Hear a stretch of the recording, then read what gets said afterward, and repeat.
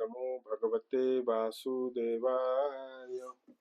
ओम नमो भगवते वासुदेवाय। ओम नमो भगवते वासुदेवाय। सप्तम स्कंद चलछि एकादश अध्याय पाठ करिबा। नारद युधिष्ठिर पासे कहन्ति अध्याय एकादशे मनुष्य वर्ण धर्म जेते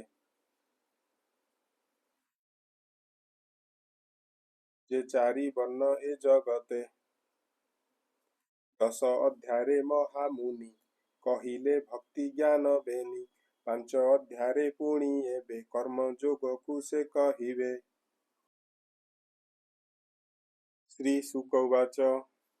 शुणी नारद मुखु कथा से धर्म सुत शुद्ध चेता से प्रहलादर चरित सुसाधु सभा मध्ये गीता उत्तम मध्ये जे अग्रणी जाहार आत्मा चक्र पाणी तार चरित धर्म सुत शुणी आनंदे हरषित ब्रह्मानंद न परिमुखे पुणी पुछिले आत्म सुखे। युधिष्ठिर उवाच मनुष्य जन्मर स्वधर्म जे वर्णे साधी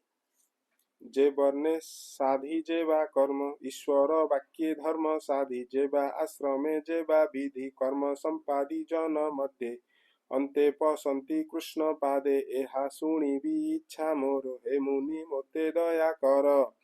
तुम्भे जे पद्म जोनि सुत जान सकल परमार्थ समाधि तप ज्ञान तोरो संतोष तोते देववर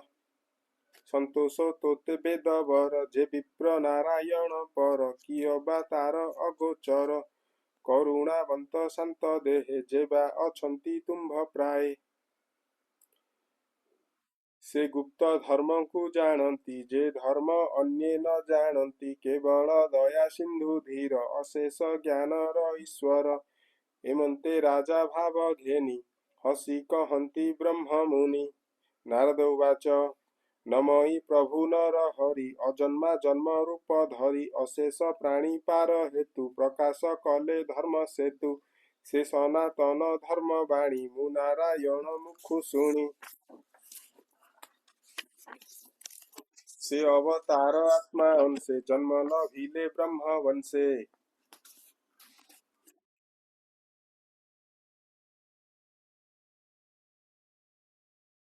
जन्म लभिले धर्म वंशे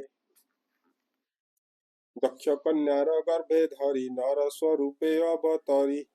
संसार लोको सिद्धि कामे से बसी बदरिकाश्रमे तप साधंती दृढ़ करी नुरु नारायण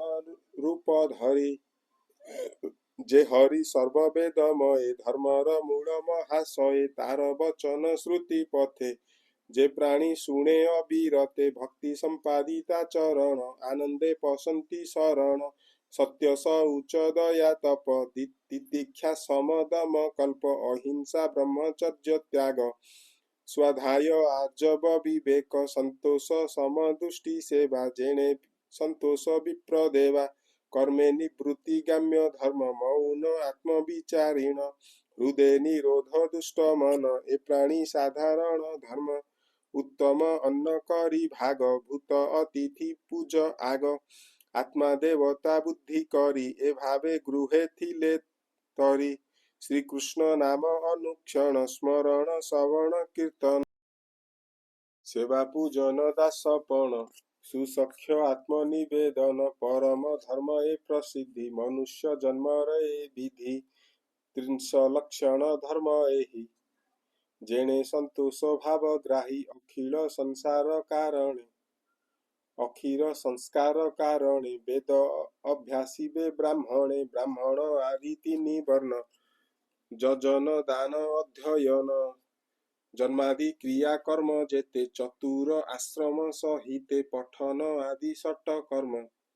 ब्राह्मण जनर ए धर्म राजार धर्म प्रजा रक्षा आदान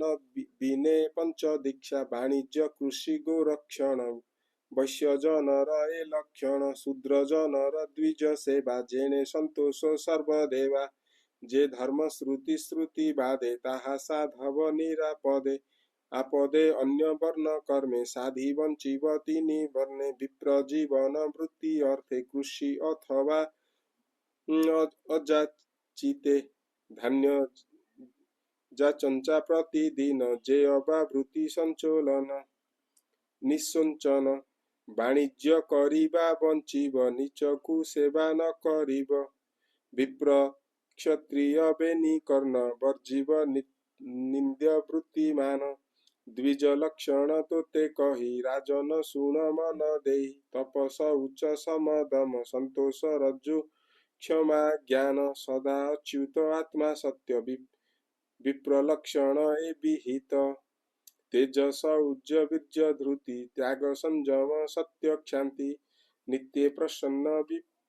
विप्र रक्षा क्षत्रिय लक्षण ए दीक्षा गुरु अच्युत देवे भक्ति त्रिवर्ग साधई जे नीति सात्विक उद्यम नैपुण्य वैश्य जनर ए लक्षण अकपट रे स्वामी सेवा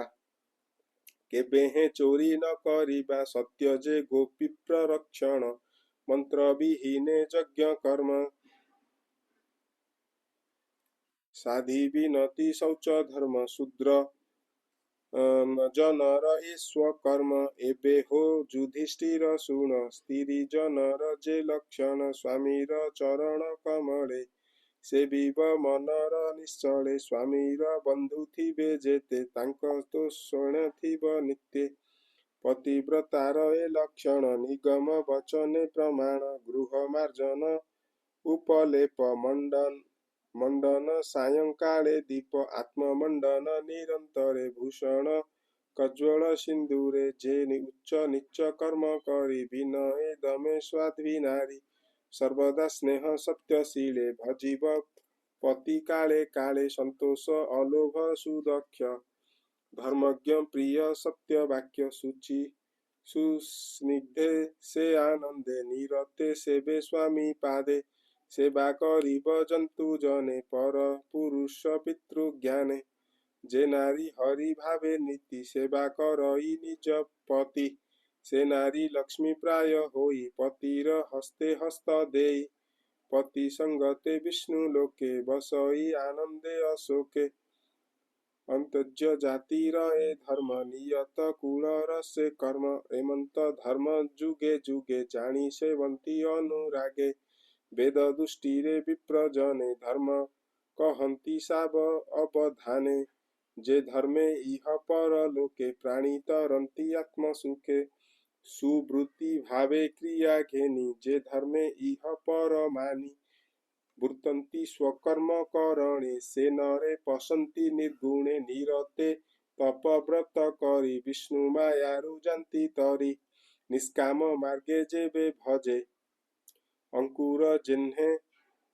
दग्ध बीजे केबे हे वृक्ष से नुहई जत्न कले हे नाश जाई कियबा काम जड़ चित्ते जेबे से वही अविरते तेबे विरक्त चित्त होए बहुत घृते अग्नि प्रायी जे वर्णे जेमंत लक्षण वेदे वर्णंती मुनिगण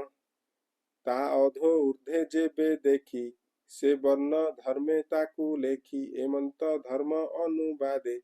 मुनि कहंती सभा मध्ये सुनी सानंद धर्म सूत कहई विप्र जगन्नाथ